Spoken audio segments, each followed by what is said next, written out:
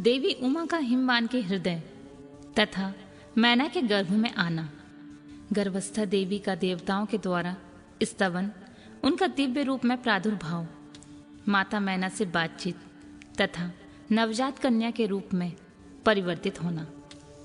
ब्रह्मा जी कहते हैं, नारद, तदनंतर मैना और हिमालय आदरपूर्वक देव कार्य की सिद्धि के लिए कन्या प्राप्ति के हेतु वहां जगजननी भगवती उमा का चिंतन करने लगे, जो प्रसन्न होने पर संपूर्ण अभीष्ट वस्तुओं को देने वाली हैं।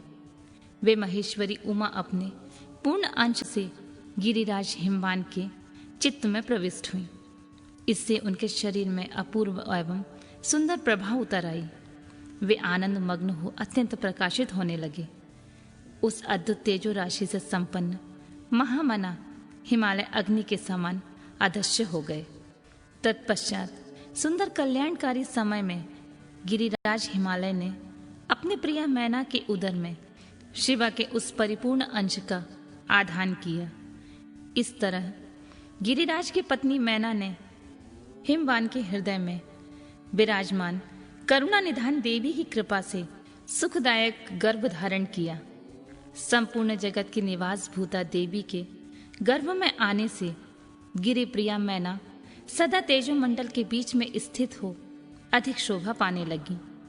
अपनी प्रिया शुभांगी मैना को देखकर गिरिराज हिमवान बड़ी प्रसन्नता का अनुभव करने लगे। गर्भ में जगदम्बा के आ जाने से वे महान तेज से संपन्न हो गई थीं। मुनि उस अवसर में विष्णु आदि देवता और मुनियों ने वहां आकर गर्भ में निवास करने वाली शिवा देवी की स्तुति की और तदनंतर महेश्वर की नाना प्रकार से स्तुति करके प्रसन्नचित्त हुए वे सभी देवता अपने अपने धाम को चले गए।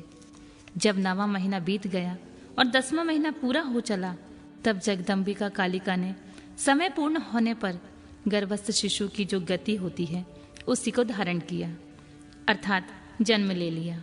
उस अवसर पर आद्या शक्ति सती साध्वी शिवा पहले मैना के सामने अपने ही रूप में प्रकट हुई।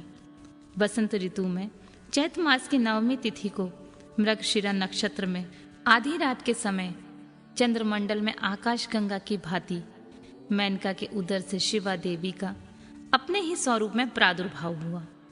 उस समय संपूर्ण संसार में प्रसन्नता छा गई। अनुकूल हवा चलने लगी जो सुंदर, सुगंधित एवं गंभीर थी।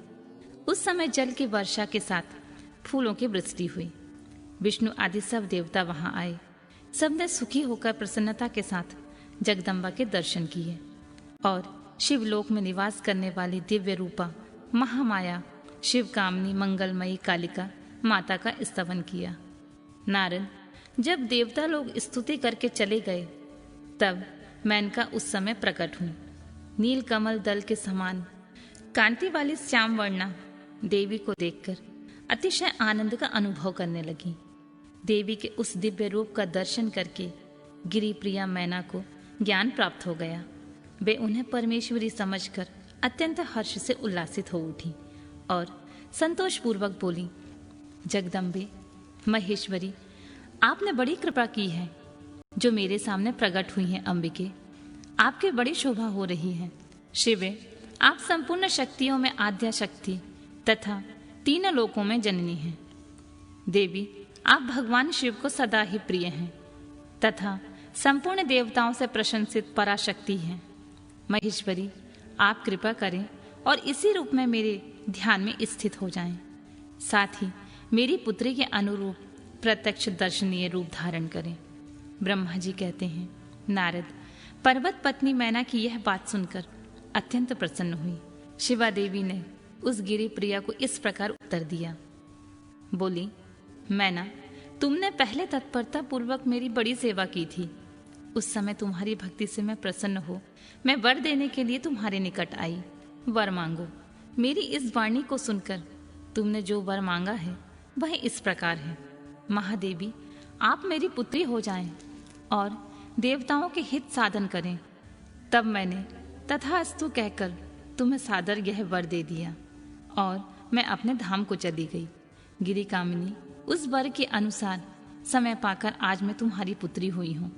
आज मैंने जो दिव्य रूप का दर्शन कराया है इसका उद्देश्य इतना ही है कि तुम्हें मेरे स्वरूप का स्मरण हो जाए, अन्यथा मनुष्य रूप में प्रकट होने पर मेरे विषय में तुम अनजान ही बनी रहती। अब तुम दोनों दंपति पुत्री भाव से अथवा दिव्य भाव से मेरा निरंतर चिंतन करते हुए मुझ में स्नेह रखो।